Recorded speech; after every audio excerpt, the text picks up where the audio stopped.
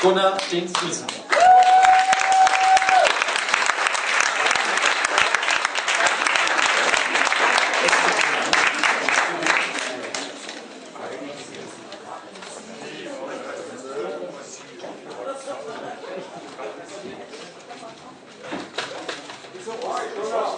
Moin, moin.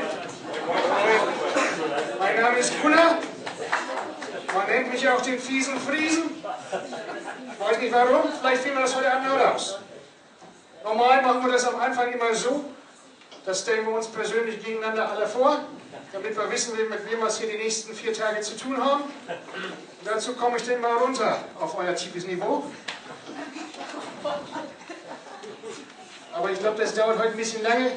Das verkürzen wir.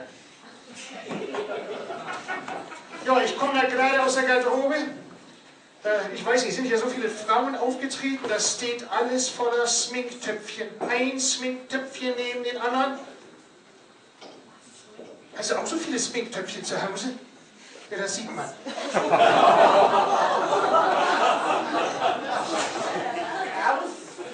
ich bin mit der Bahn gekommen, in der Deutschen Bahn. Ja, das Friesland-Bayern 19-Ticket. Ja, 19 €, hin und zurück. Hin und zurück. Von 19 Stunden Fahrt und 19 Mal umsteigen hat er nichts gesagt. Ja, das gibt es nur telefonisch zu bestellen. Weil das ist so billig, das hat man für die alten Leute gemacht, weil die noch kein Internet haben, muss man da anrufen. Habe ich auch gemacht. Bin zwar noch nicht so alt, aber ich dachte, probier's denn mal. Ja, da hing ich da in der Warteschleife, 3 Stunden. Ich hatte dann das Ticket gekriegt von so einem älteren Herrn, der in seiner Warteschleife verstorben war.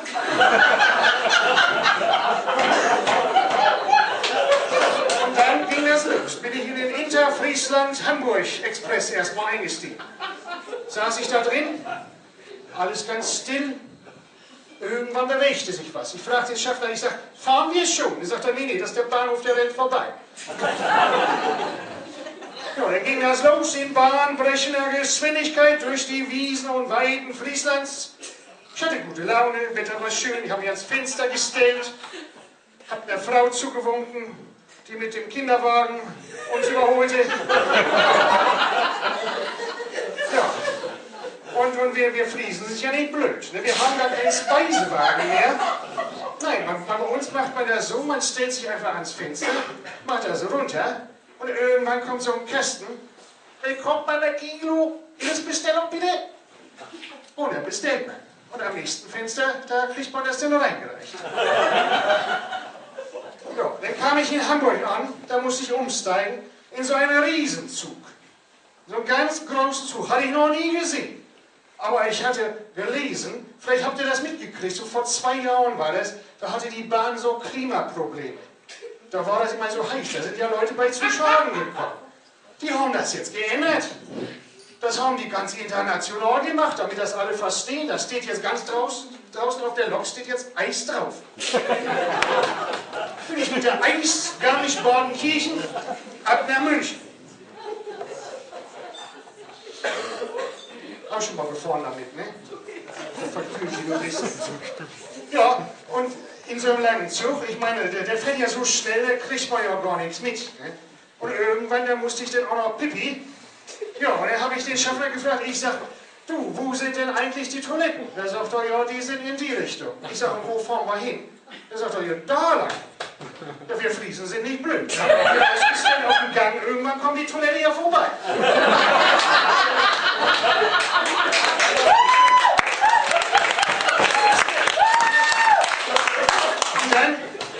Dann, ich habe die Toilette auch gefunden. Und dann komme ich da rein, piek, fein, sauber. Stand ja so ein Schild. Stand denn da drauf, bitte verlassen Sie diese Toilette so, wie Sie sie gern vorfinden möchten. So scheiße. Wie möchtest du so eine Toilette vorfinden? Dann bin ich wieder raus in diesen Gang, erstmal den ganzen Zug die Zeitung zusammengeklaut, die habe ich dann neben der Toilette aufgestapelt. In der 1. Klasse, da war so eine Frau am Schlafen, habe ich dann aus dem Nerzmantel schnell noch eine Gardine geschnitten. Ja, und zum Schluss habe ich noch in die Tür noch ein Herz hineingelegt. So wollte ich eine Toilette vorfinden. Gute Fahrt, hoffentlich nicht mit der Bahn. Ne? Ja, Und dann stand ich da, ich dachte, jetzt kannst du endlich mal. Ich klapp diesen Deckel hoch. Leute, habt ihr das schon mal gesehen? Ich kannte das noch gar nicht. So ab und zu klebt man jetzt so kleine schwarze Fliegen da rein. Ne? Das ist für die Männer wahrscheinlich, damit man so richtig, damit man trifft, wahrscheinlich. Das ist ja kein Problem. Ne? Ich meine, das Loch ist groß genug, dann treffen wir. Ich also Hufenstall auf, so breitbeinig mich da vorgestellt, fing dann an, diese Fliege da zu treffen. Das Problem war jetzt, diese Fliege war echt.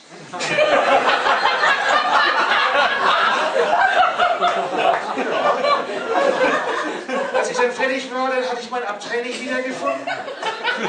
War das Problem, dann frage ich den Schaffner, ich sage, wo ist mein Abteil? Ich sehe das nicht mehr. Da sagt er, ja, können Sie sich denn auch an irgendein Detail erinnern? Ich sage, lass mal überlegen. So ein Abteildetail, das fällt mir schon ein. Ich sage, jo, vor dem Fenster weideten Kühe.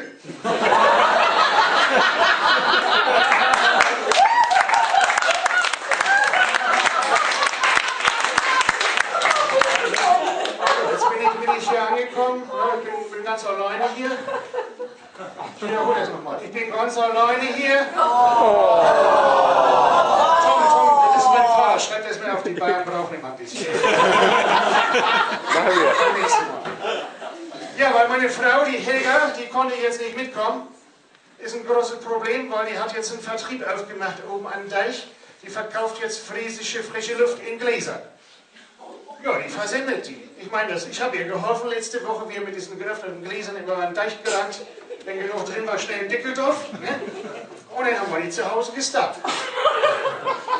Ja, und jetzt fing die dann an, gestern saß sie da am Tisch und fing die an zu beschriften. Ne? Weil sie sagte dann, ja, die Kunden können das ja nicht unterscheiden. Ne? Weil wir haben ja vom Tage die Luft und von der Nacht die Luft. Ich sag, ja, die Leute sind doch nicht blöd. Ne? Tagluft ist hell, Nachtluft ist dunkel. Ja, wir haben ein Herz für Frauen gefriesen.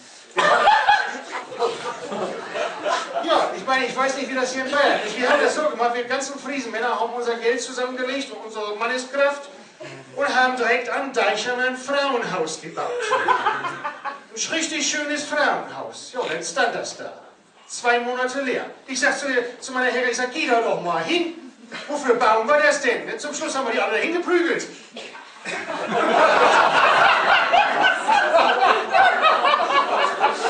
Ja, und direkt neben diesem Frauenhaus haben wir jetzt die Deichklinik. Die Friesland Deichklinik. Spezialisiert auf Abtreibung. Ja, wir Friesen sind nicht blöd. Vorher konnte man ja immer nur vor der Geburt abtreiben. Bei uns kann man das jetzt auch nach der Geburt. Ist geeignet für Frauen und Schwiegermütter. Mit den Gezeiten ist das immer so ein bisschen ein Problem. Aber wir setzen die aufs Floß und wenn dann die Flut wieder weggeht, tschüss. Und tschüss. Skandinavien. Ja, so ist das. Ja, apropos Klinik, noch was Schlimmes passiert. Ich war jetzt auf einer Beerdigung von Hein Heinze, mein Nachbar, der Opa ist gestorben. Der hatte jetzt bei dem schönen Wetter draußen den Garten gesprengt. War nichts. Ja, jetzt liegt er da. Ich stand am Grab, Hein Heinzens Frau neben mir. Da macht sie so die Tasche auf, holt eine Rose raus und wirft die da rein. Ich fasse in meine Tasche, ich hatte noch einen Schnitzel dabei. Dann habe ich das Schnitzel da rein. Ja, da fragt mich Hein Frau, sagt sie, Gunnar, meinst du, ist das noch? Ich sage, dann darfst du stell deine Rose noch ins Wasser. Aber aus Dankbarkeit hat mir ja Hein Heinsen, der hat mir einen Hund geschenkt. Er hat eine Hundemutter, aus Dankbarkeit, dass ich da mit zur Beerdigung gekommen hatte, eins von diesen, die Hundemutter hat Hundekinder gemacht. Da fragte er mich, Gunnar, willst du auch einen Hund? Ich sag, ja, gib rüber. Dann hatte ich diesen kleinen Köder da stehen. Ich sag, wie heißt der denn? Ich sag, ja du, wir haben die gar keinen Namen gegeben. Wir haben die einfach durchnummeriert, wie die hinten rausgefallen sind. Ich sag, und welche Nummer hab ich? Ich sag, ja, du hast die Nummer 6. Ich sag, ich kann ihn mir merken, das ist einfach. Eines Abends, so ein kleiner Hund, hört ja nicht immer, rannte der weg. Ich mir nachts um 4 mir Sorgen gemacht. Habe mir Stiefel angezogen, eine dicke Öljacke an, auf die Straße und nach ihm gerufen. 6! 6! Wo ist mein 6? Kam unser Oberwachtmeister Meister meinte, gut, was machst du heute Nacht hier auf der Straße? Ich sage, so Sex. Ich sage, doch nicht jetzt um diese Zeit. Ich sage, ohne Sex kann ich sonst nicht schlafen.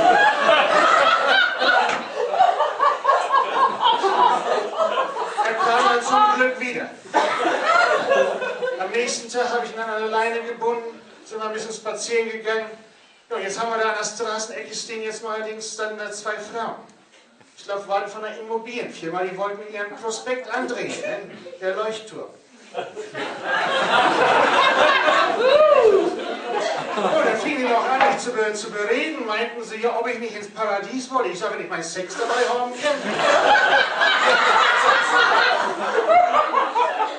Ja, so ist das.